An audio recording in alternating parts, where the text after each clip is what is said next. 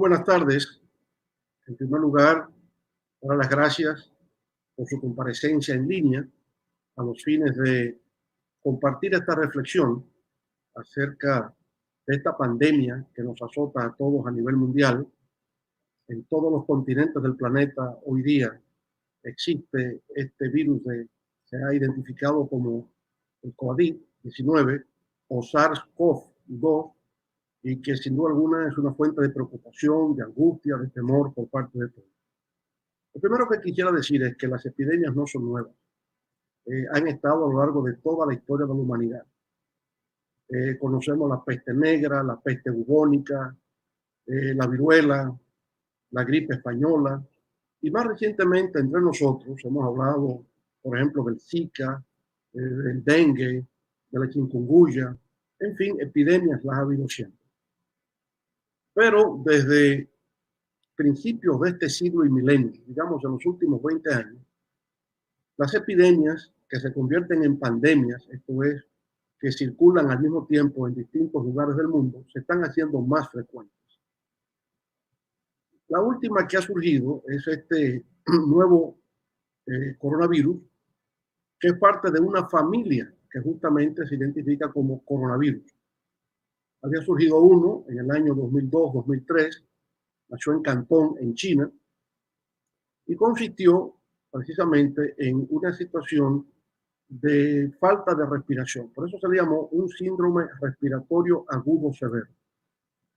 Bueno, esa pandemia circuló y finalmente fue controlada. Ya luego en el 2012 tuvimos otro coronavirus, el llamado MERS, que fue también una insuficiencia respiratoria del Medio Oriente. Ahora tenemos un nuevo coronavirus. De este no se tenía conocimiento antes, aunque se sabe que un 70% de su composición tiene mucho que ver con el SARS original que se produjo. Pero este es, de acuerdo con los expertos, 1000 veces más agresivo y letal que el SARS primero, el primer coronavirus que se produjo en el año 2002-2003, como acabo de decir. Este es más agresivo, es más letal, es más contagioso y por supuesto ha logrado lo que ningún otro previo había alcanzado, y es que se ha expandido por todo el planeta. Hoy tenemos el COVID-19 en Europa, en África, en Asia, en Estados Unidos, en América Latina, es decir, todo el planeta hoy día está afectado por esta pandemia. Y eso obviamente que genera gran preocupación. Y nosotros aquí en la República Dominicana, desde principios de este mes de marzo, el 2 de marzo para ser más específico, fue que pudimos detectar el primer caso de coronavirus en nuestro país, que fue un ciudadano italiano que llegó a la República Dominicana de un vuelo procedente justamente de su país de Italia. Entonces, hemos tenido 28 días en la República Dominicana al día de hoy, donde el tema de esta epidemia convertida en pandemia ha sido objeto de preocupación. Sé que hay mucho temor en la población, la gente tiene miedo, y yo les digo, no hay necesidad de albergar temor. En esta batalla que estamos librando todos en la República Dominicana para controlar la propagación del coronavirus, lo primero que hay que vencer es el miedo. Primero porque no todo el que es contagiado por este virus va a morir. Se tienen distintas categorías. Una persona puede haber contraído el virus, pero todavía es una cosa muy leve. De leve puede pasar a moderado. Y ya luego cuando se convierte en algo severo o crítico es que hay que hospitalizar y someter a cuidados intensivos. Pero en principio puede tener el virus y eso ser leve, es una cosa moderada. Y digamos, tomando las medidas del lugar, que son medidas de higienización, sobre todo lavarse las manos continuamente, protegerse con mascarillas, con guantes, etcétera, pues eso puede efectivamente ser. Y las personas que están afectadas de manera severa y de manera crítica, que tienen condiciones de salud previas, como por ejemplo problemas cardiovasculares, ¿no?, de alta presión, personas hipertensas, personas que padecen de diabetes, personas que han sido fumadores habituales, por ejemplo, son más propensos a ser afectados por el virus y tener una situación más complicada. El tema de la edad también influye. aunque efectivamente personas de cualquier edad puede ser contagiada y puede desarrollar una situación crítica. Lo cierto es, sin embargo, que afecta más a las personas de mayor edad. Ahí es donde está el sector poblacional que es más crítico a este problema, por lo cual puedo decir que el factor demográfico, factor edad, son determinantes, son claves para ver el carácter de letalidad que esta enfermedad puede tener. Lo que se quiere evitar es que el virus pueda continuar propagándose en forma ilimitada. Y la preocupación se da porque una persona que esté contagiada puede transmitir el virus a otra y ese a otro, es decir, que una sola persona contagiada tiene un potencial de contagiar a otros tres. Pero no podemos imaginar que cada uno de esos otros tres a su vez contagia a tres más. Y así continuamente, por lo cual el virus se convierte en un fenómeno de crecimiento exponencial. Y se va creando una curva que se va viendo estadísticamente, se estudia en la Organización Mundial de la Salud, en la Universidad Johns Hopkins en los Estados Unidos, se le da un seguimiento de carácter global a lo que va ocurriendo con esta curva de crecimiento, ¿verdad? Expansivo del virus del COVID-19. Entonces llega un momento que la curva va subiendo, ese crecimiento exponencial. El objetivo estratégico de todo gobierno, entonces, es cómo la curva baje y se aplane. Y para eso, entonces, se toman determinadas medidas. La primera es el aislamiento social, procurar que las personas se queden en su casa. Si no están en contacto, entonces se limita la posibilidad de transmisión del virus, la posibilidad de poder contagiar a otros. Está el tema del lavado de las manos, el uso del jabón. Todos los expertos recomiendan el tener que lavarse las manos continuamente. ¿Por qué razón? Porque la mano se ha convertido en un vector de transmisión del virus. El darse las manos, el intercambiar, poner la mano incluso en la superficie, porque alguien contaminado que ponga la mano sobre una mesa, que toque un ascensor, el manubrio de un vehículo, bueno, pues todo eso, el que venga después se puede contaminar. Por eso hay que estarse lavando las manos continuamente. Entonces es fundamental. Pero por otra parte, también sabemos que se puede transmitir el virus, ¿verdad?, a través de las exhalaciones, cuando una persona pues tiene un estornudo o tose y está relacionado con otros. Todas estas son fuentes de contaminación. Ahora, ¿cómo evitar tener contacto con otras personas? La única manera es aislándose, como se dice hoy día, aislamiento social. Usted se recluye en su hogar.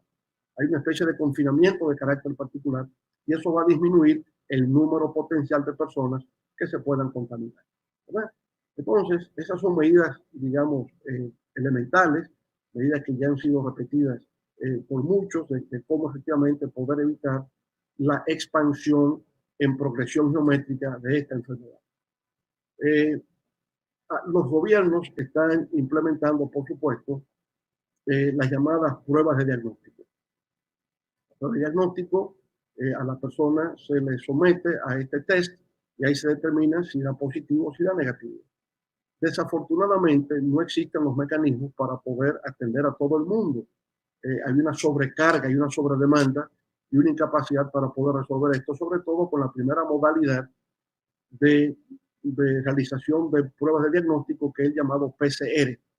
Ahora, sobre todo a partir de la experiencia de Corea del Sur, se busca un mecanismo más ágil, las llamadas pruebas rápidas, pero que tienen algún inconveniente de que a veces da un falso positivo o un falso negativo.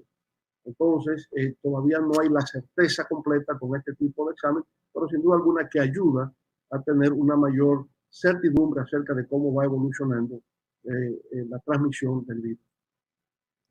Está el caso después de personas que pasan al estado crítico o al estado severo y necesitan ventiladores en los hospitales para atender su capacidad respiratoria, porque al final la enfermedad termina en una neumonía, que es lo que provoca la muerte. Entonces, no se tienen suficientes ventiladores, hay que procurar disponer de mayor cantidad para poder atender a estos enfermos críticos o en estado muy grave.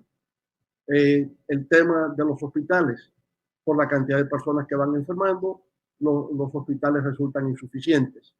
Medidas que se están tomando en algunos lugares y que nosotros hemos sugerido aquí en República Dominicana, Bueno, el hecho de que se puedan utilizar hoteles, el hecho de que se puedan buscar lugares donde colocar camas y que vaya más allá de la capacidad que tienen actualmente los hospitales para poder actuar. Es decir, hay un cúmulo de problemas, obviamente, que tienen que irse resolviendo para poder satisfacer estas necesidades que tienen nuestros pueblos de ser atendidos.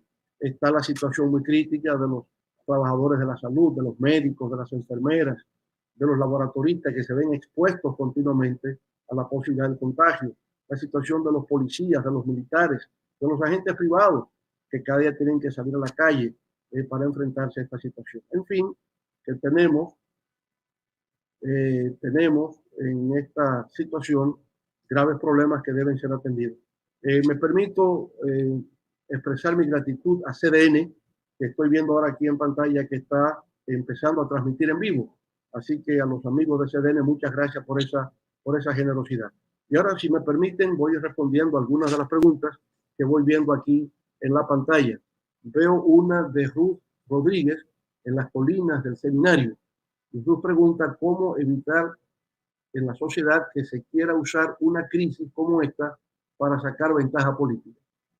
Bueno, le respondo a Ruth que en realidad estos tiempos no son para sacar ventaja política. Aquí lo que está en juego, lo prioritario es la salud y el bienestar del pueblo dominicano. Si yo intervengo en estos momentos es porque me siento en la obligación moral de contribuir a orientar al pueblo dominicano respecto de esta pandemia que sin duda alguna crea un trastorno en la vida de nuestro pueblo, un trastorno en su vida diaria, en lo que tiene que ver con la salud y lo que tiene que ver con la economía y el aspecto social. Pero pienso que sería un gravísimo error y sería un despropósito de que los líderes políticos utilicen esta situación calamitosa para el pueblo dominicano con el propósito de sacar un beneficio político particular. No hay mayor satisfacción para un ser humano que contribuir con el bienestar de su pueblo y es lo que yo trato de hacer con esta intervención y con las orientaciones en general que estoy dando a nuestro pueblo. Otra pregunta que veo por acá es de parte de Cristian Nova, del sector del café de Herrera. Y Cristian pregunta, ¿usted cree que el gobierno nos debe hacer más pruebas gratuitas del COVID-19? Sí, es algo que yo había ya planteado, Cristian, en el sentido de hacer pruebas masivas, pruebas gratuitas, ¿verdad? Porque es la finalidad de poder identificar potenciales portadores del virus, aislarlos y contener la propagación. El gobierno ha hablado de conceder la prueba a personas de 59 años de edad en adelante, porque considera que efectivamente las personas de 59, 60 años en adelante son los más proclives a ser impactados por el virus. Sin embargo, repito, en el caso de la experiencia de Corea del Sur, el resultado fue que indiscriminadamente se realizaba la prueba a todos los ciudadanos, independientemente de su condición social o de su edad. Yo creo eso, yo soy partidario de la idea de que esta prueba de diagnóstico se realice lo más ampliamente posible a toda la población gratuitamente, porque es la manera de poder generar una situación de aislamiento social respecto de aquellos que resulten ser portadores. Otra pregunta que veo por acá se refiere a Nicole Cid de la Isabel Aguiar. ¿Usted piensa que va a venir una crisis económica después de la pandemia? Bueno, diría lo siguiente acá a Nicole Cid, que por cierto tiene el primer nombre de mi hija Nicole. Yo le diría a Nicole que esta pandemia tiene, digamos, tres dimensiones. Está la dimensión de salud, que es la más grave porque tiene que ver con la supervivencia de los seres humanos, pero también tiene una dimensión económica y social. Como los gobiernos tienen que tomar medidas extraordinarias en términos de recursos para poder atender los requerimientos de salud, pues obviamente eso va generando una situación económica para el país. También las empresas, como la gente tiene que aislarse, la gente tiene que estar recluida, pues no puede salir a la calle a comprar como lo hacía antes, hay una disminución del consumo. con una disminución del consumo, empresas tienen que suspender contratos de trabajo con sus empleados, que entonces dejan de recibir ingresos. Se busca solucionar esto con propuestas. Por ejemplo, nosotros le hemos pedido al gobierno que en el caso de trabajadores que no puedan continuar laborando en sus empresas, se haga uso de los fondos que forman parte de la administradora de riesgos laborales, donde hay cerca de 30.000 millones de pesos ahí, que el gobierno pueda utilizar parte de esos recursos para poder generar ingresos a aquellos trabajadores que se queden sin sus empleos durante este periodo de propagación del virus. Hay otros casos, por ejemplo, los trabajadores informales, ¿no? Los que venden alimentos en las esquinas, las personas que trabajan en un salón de belleza, en las barberías, en los talleres de mecánica, así todo lo que está en el sector informal, que van a ver disminuir sus ingresos porque habrá menos demanda de sus servicios en esta etapa. La sugerencia que hemos hecho es que el gobierno entonces extienda la tarjeta de solidaridad a esas personas, y que esas tarjetas de solidaridad permanezcan en manos de esas personas mientras dure esta situación de crisis. Ya que se supera la situación, entonces se vuelve al número normal de portadores de esas tarjetas de solidaridad. De manera que tiene que haber respuesta por parte del gobierno a las necesidades que los distintos sectores van presentando, sea trabajadores del sector formal, sea trabajadores que vienen de un empleo que han tenido que suspenderse, pero incluso hasta gente de la clase media, personas provenientes de la clase media, que usan las tarjetas de crédito. Hemos propuesto, por ejemplo, para esos sectores de clase media, que haya una baja en el pago de los intereses en el uso de las tarjetas de crédito, que no se cobren las moras en el impago oportuno que ha debido hacerse. En fin, que se establezcan condiciones para que ese sector de clase media pueda continuar haciendo uso de su tarjeta de crédito para fines de consumo personal o individual, pero tomando en cuenta condiciones especiales que son las que actualmente existen en nuestro país debido a la propagación del coronavirus. En fin, que ciertamente la situación económica se va a resentir, habrá a nivel mundial una desaceleración del crecimiento, eso afecta a cada país de manera particular. Para América Latina, una agencia de Naciones Unidas que estudia los problemas económicos y sociales de la región, que se llama CEPAL, con sede en Chile, ya ha pronosticado que como consecuencia de la pandemia, las economías de América Latina van a experimentar una contracción de menos 4,8% de su crecimiento. Eso significa que hay casi una parálisis de la economía y eso se va a sentir en el bienestar de la gente. Pero eso también se supera. Como vamos a superar esta pandemia que nos afecta? La gente siente temor y yo comprendo que pueda sentir temor porque se cree que esto lleva a todo el mundo a la muerte. No es así. No todo el mundo va a fallecer porque contrajo el virus. Eso hay que quitárselo de la mente. Solamente personas que tienen antecedentes, ¿verdad?, que han sido afectadas por problemas cardiovasculares, problemas de diabetes, etcétera. Y entonces, digamos, esos que han tenido alguna condición de salud previa, avanzada edad, son los más expuestos. Los otros podrán controlar el virus, pero se va a superar. Y a la larga vamos a acabar con este virus y volveremos a la vida normal a la que hemos estado acostumbrados siempre. Veo otra pregunta acá. Vamos a ver. Estoy viendo ahora. Dice aquí por parte de Jonathan Yumeles de Santiago. Yo tengo miedo de lo que va a pasar con esto del COVID-19. ¿Usted cree que los servicios de gente que se enferme? Bueno, es un poco lo que acabo de decir en estos momentos. Comprendo el que la gente sienta temor. Es algo desconocido. Estamos viendo cada día cómo el número de afectados aumenta, cómo el número de personas que fallece también va aumentando. Hay lugares que nos preocupan. El caso de San Francisco de Macorís, por ejemplo. Cada día vemos que la situación en San Francisco va aumentando. Pero yo diría lo siguiente, si se toman las medidas del lugar, insisto en eso, individualmente, ¿qué es lo que usted puede hacer? Lavarse las manos continuamente, usar su mascarilla, no exponerse, no exponerse con los demás. Si usted hace eso, pues se está protegiendo. Si se aísla, no está en contacto con los demás. Es una forma de protegerse. con respecto al resto de la población, el Ministerio de Salud Pública va detectando a las personas infectadas, se les da un monitoreo, se va viendo su situación, ¿verdad? Si empeora, si llega a una situación de estado severo crítico, entonces tiene que hospitalizarse y ahí recibirá las atenciones del lugar. Hay algo que sí me preocupa un poco, porque estoy viendo la práctica que no está funcionando adecuadamente.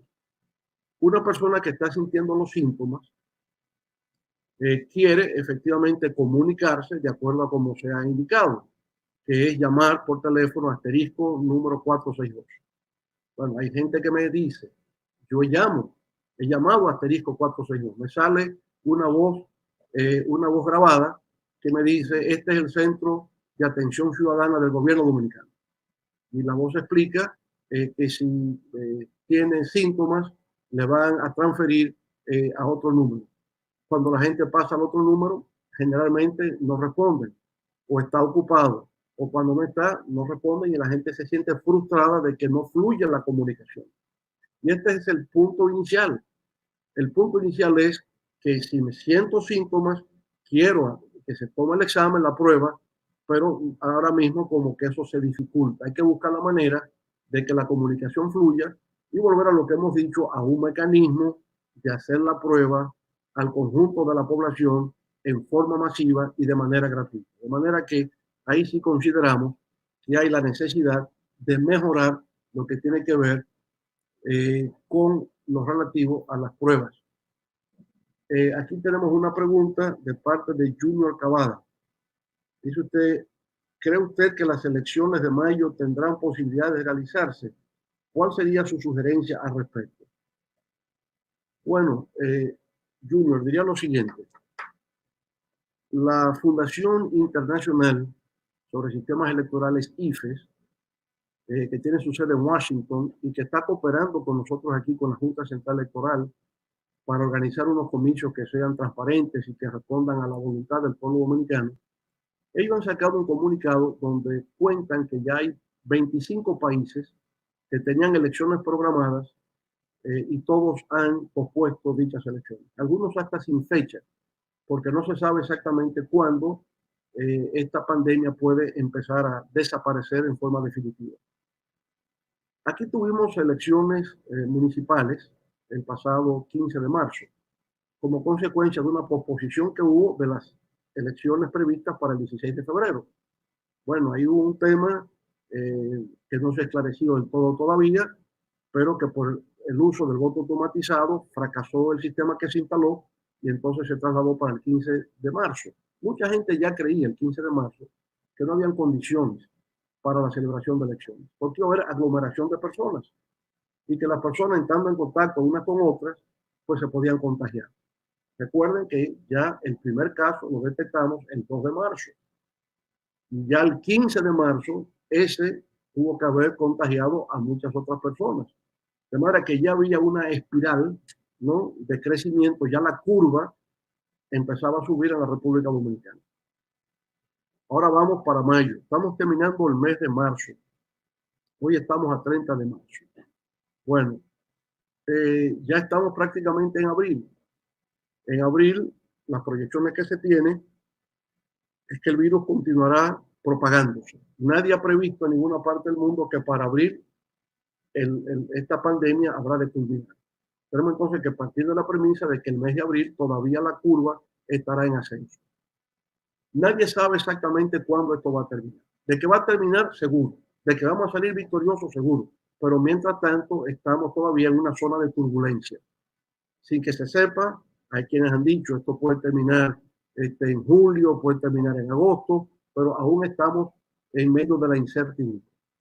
Bien, yo pienso que lo más importante, lo fundamental es la salud del pueblo dominicano. Eso es lo que no puede ponerse en riesgo. La salud está por encima de elecciones, está por encima del poder político, está por encima de todo. Y yo lo que creo es que si esta situación persiste, el liderazgo político nacional, yo diría los poderes fácticos del país, sociedad civil, iglesias, medios de comunicación, todos tenemos que ponernos de acuerdo qué hacer con el proceso electoral. Para mí, las elecciones juegan un rol secundario con respecto a la salud y el bienestar del pueblo dominicano. La prioridad es la salud, es la supervivencia de nuestro pueblo. Entonces, sobre la base de esa premisa, otros países ya están posponiendo, inclusive de Estados Unidos nos llega una notificación de que el votar en el extranjero físicamente no será posible. O sea que ya sabemos que los dominicanos que están en el exterior no podrán votar el día que corresponde en Estados Unidos porque ya ha habido una notificación de que allá no podrá haber elecciones con participación física de los votantes, sino que tendrían que hacerlo por vía del correo electrónico, lo que no está previsto en nuestra legislación. De manera pues que esa es mi respuesta para ti sobre esos juniors de manera particular. Bueno, creo que nos queda tiempo para una pregunta más. Aquí veo esto de parte de Cristina Esteves, de Mano Guayabo. ¿Cree usted que el gobierno está actuando bien para protegernos de la pandemia? Pregunta Cristina Esteves. Yo diría que no hay gobierno en el mundo que no quisiera hacer las cosas correctamente. Al fin y al cabo, hay una responsabilidad de las autoridades gubernamentales para con su pueblo. Y siento que el gobierno quisiera hacerlo bien. Y está tomando medidas y está escuchando. Hay sugerencias, por ejemplo, que nosotros hemos hecho, que el gobierno ha adoptado y que otros sectores también han hecho y que el gobierno ha asumido. Eso nos parece correcto. Nos parece bien que hay una actitud de apertura y de tolerancia para recibir propuestas y sugerencias de distintos sectores. Ahora, yo pienso que al igual que otros gobiernos en otras partes del mundo, fuimos lentos en reaccionar. Si tuvimos un caso el 2 de marzo, no tenía que haberse esperado el 16 de marzo para tomar medidas. Pasaron 2 semanas sin que todavía tuviéramos plena conciencia del impacto que esto podría tener. Ya resuelto el tema, vamos avanzando. Creo que el gobierno pudiera hacer más en lo que concierne a las pruebas de diagnóstico. Creo que ese es un tema. Tomar medidas preventivas, con crear espacios adicionales a los hospitales que tenemos en caso de que el número de afectados se incremente. Y naturalmente me preocupa algo que ocurrió en el día de hoy. En el día de hoy, vehículos que venían, por ejemplo, de la provincia de Santo Domingo hacia el Distrito Nacional, pues fueron detenidos durante hora y media, 2 horas sin poder cruzar. Nadie como que sabía nada de por qué eso estaba ocurriendo. Se hablaba de una especie de confinamiento nacional, pero eso nunca se informó. Entonces, alguien tomó una medida, alguien tomó la decisión de frenar el que los vehículos pudieran cruzar el puente Juan Bosch hacia el Distrito Nacional, y lo que ocurrió entonces fue un gran entaponamiento, una gran aglomeración, que es lo que queremos evitar. Entonces se veía una enorme cantidad de vehículos cruzando el puente, contrario precisamente a las medidas que se quieren adoptar. Entonces, evitar la improvisación. Yo pienso que hay que contemplar, estudiar, reflexionar acerca de las mejores prácticas que se están empleando en otros países, porque esas mejores prácticas se pueden trasladar y adaptar aquí a la República Dominicana. Si planificamos, si actuamos unidos como nación, si entre el gobierno y la ciudadanía se da esa interacción continua, hay confianza en las cosas que se dicen, saldremos bien. Si hay improvisación, si perdemos el curso de los acontecimientos, entonces la cosa puede empeorar. Yo confío en lo primero. Yo confío en que efectivamente la población dominicana ha ido comprendiendo la magnitud de esta situación de tragedia, de calamidad pública. Estamos aprendiendo cada día del impacto que esto puede tener en todos los ámbitos y por consiguiente estamos, digamos, optimistas, cada vez más optimistas, confiados, tenemos la fe, la certidumbre de que vamos a superar esto y al término seremos un país más fuerte, un país más unido, un país más agarrado de Dios, un país realmente más confiado en la voluntad divina para que podamos seguir avanzando en nuestra aspiración de progreso y bienestar. Gracias a todos ustedes por acogernos en sus hogares. Gracias a CDN por también empezar a transmitir en vivo esta presentación.